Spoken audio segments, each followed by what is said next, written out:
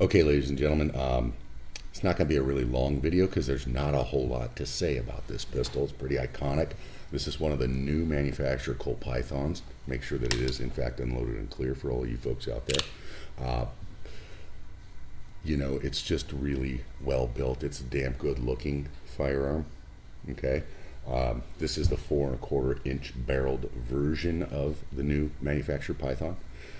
So we'll just kind of start to the front and go to the rear very briefly because, again, there's not a whole lot to speak of, and then I'll demonstrate the action, how smooth it is.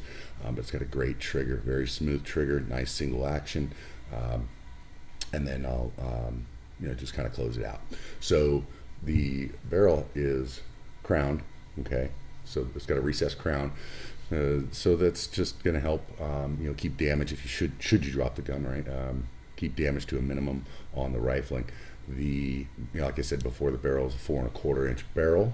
Front of the cylinder's chamfered, okay, and then the charge holes have a slight chamfer. It's not aggressive, but it is slight. It's there. Now with the Pythons, they rotate clockwise. Smith & Wessons, Rugers, etc., they go counterclockwise. Why they did that at Colt back in that day, I don't know. It's just something unique.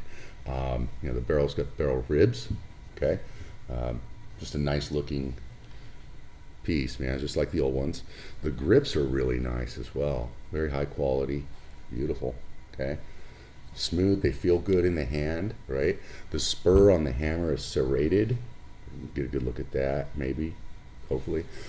Whereas on like your Smith & Wessons, they're gonna be a diamond pattern checkering. Now listen how smooth it is. Very smooth.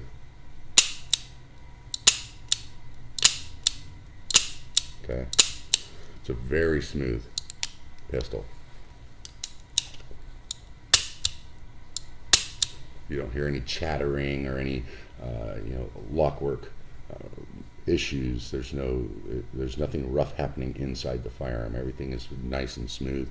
The pistol feels good. It shoots really nicely. It's very accurate. Really not a whole hell of a lot to say.